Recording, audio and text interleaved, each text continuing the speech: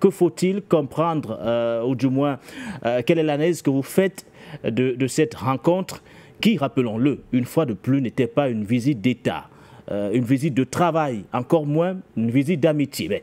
C'était tout simplement un dîner offert par l'Élysée au président Ouattara.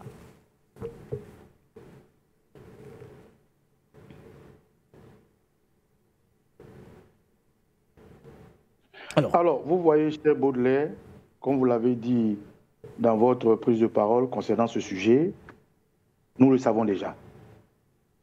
Le terroriste Alassane Dramane Ouattara fait partie des intérêts de la France en Afrique, comme les contrats juteux que ce pays a dans les pays encore vassaux.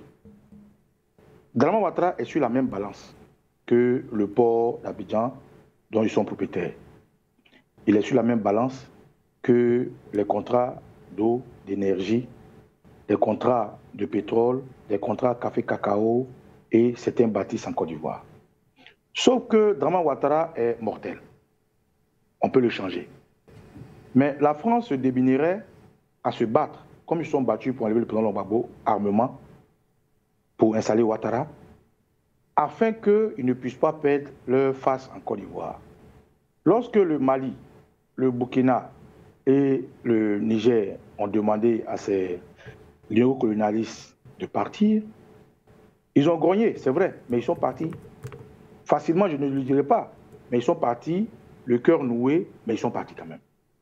En Côte d'Ivoire, quand le président Gbagbo est arrivé et que la crise s'est installée et qu'il a demandé le suivi de l'ONU, qui naturellement a ce rôle avec les casques bleus, il a fini par comprendre que l'ONU faisait partie intégrante des acteurs de la guerre, associés aux rebelles de Ouattara, associés à la force de l'Écomog, associés à l'Union africaine et associés à certains pays de l'Afrique de l'Ouest.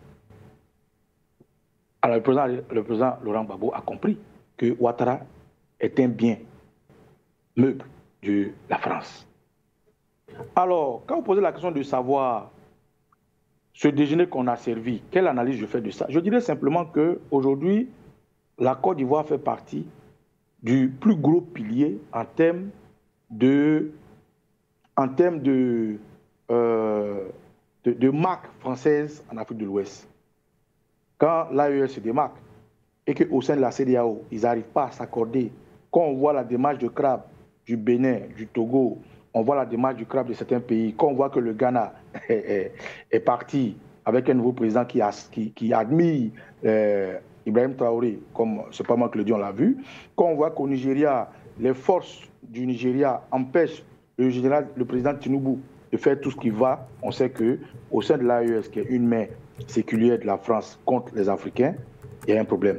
Quand on voit que l'Union africaine qui a demandé, lorsque le président du GPS, Soro Guillaume, a imposé ou a posé sa requête de rentrer chez lui et que l'Union africaine a demandé à la Côte d'Ivoire d'exécuter, qu'ils n'ont pas exécuté, quand on voit que le président Laurent Gbagbo, lui aussi, a suivi la procédure vers l'Union africaine, qui n'ont pas réussi à imposer à Ouattara, quand on voit même que l'ONU, selon le président Gbagbo, a adressé une lettre à Ouattara pour qu'on puisse mettre son nom, on comprend pourquoi aujourd'hui Ouattara couvre son fils Emmanuel Macron. J'ouvre une parenthèse pour dire que certains Africains pensent que Emmanuel Macron est le patron de Ouattara et que Emmanuel Macron est un homme trop fort en Côte d'Ivoire. Non.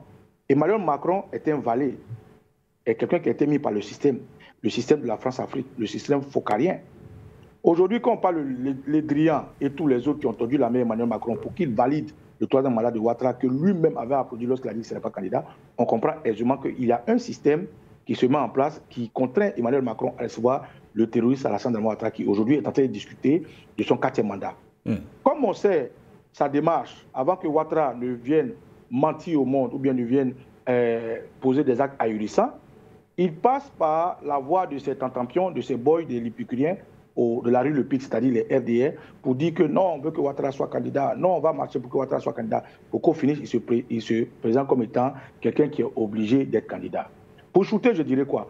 Ce terroriste Alassane Dramane Ouattara a été un candidat exceptionnel par la force des armes. Ensuite, il était un candidat dérivé sous la manipulation du Conseil constitutionnel, qui sont tous des RDR. Après, il était un candidat post-mortem, sous prétexte que c'est parce que son candidat est décédé. Maintenant, Ouattara reçoit des des ambassadeurs, pas les ambassadeurs ivoiriens, les ambassadeurs d'autres pays qui sont accrédités en Côte d'Ivoire, et il leur dit qu'il se sent bien, il pourrait briguer un quatrième mandat. C'est à mi-mot, de façon implicite, dit qu'il est candidat. Donc je pense que ce dîner-là fait partie de cette discussion de 2025. Le président Laurent Gbagbo est en timing offensif, il est en train de faire le tour des Ivoiriens, il est reçu ça et là avec succès, il a été reçu par les jeunes, il a été reçu par les femmes, il a été reçu par certaines villes, et aujourd'hui le président Gbagbo a ramené le débat au centre de la vraie politique. Et malgré que son nom ne soit pas sur la liste, il invite les Ivoiriens à aller se faire enrôler et leur dit, si vous voulez que tout le monde se mette d'accord pour que Ouattara parte, il faut qu'on se mette ensemble. Il ouvre les bras. Donc, c'est cette réalité politique-là qui impose à Ouattara le jeu politique, alors que Ouattara est quelqu'un qui aime la violence, les armes, qui l'amène vers Macron, pour qu'avec Macron, il puisse voir quelle est l'alternative et quelles décisions il peut prendre pour protéger les intérêts français et encore poser un quatrième mandat si ça passe tuer les Ivoiriens. Voilà un peu pour moi le déjeuner qui est offert à Ouattara, puisque ce n'est pas un rendez-vous, une visite d'État, c'est plutôt une visite de copains-copines. Ils vont s'asseoir à discuter de comment est-ce que les Ivoiriens vont être encore cloués et pourquoi pas, comment encore déstabiliser l'AES. C'est tout ça qu'ils vont parler. Donc le tout ça, c'est Ouattara, aller voir Emmanuel Macron pour commander encore quelques forces pour assassiner les Ivoiriens, ternir l'image de l'Afrique, et puis demain, qui bien pourra. Mais je tiens à saluer ce thème, je tiens à saluer tous mes doyens qui sont là, et je tiens à saluer la posture politique en Côte d'Ivoire, guidée par le président Laurent Gbagbo, qui aujourd'hui connaît l'homme et sait qu'on monte, on descend, l'homme voudra se mettre au pouvoir par les armes, mais il faut l'amener au jeu politique pour que les Ivoiriens eux-mêmes s'élèvent pour le chasser. Voilà un peu l'analyse que je fais de cette rencontre.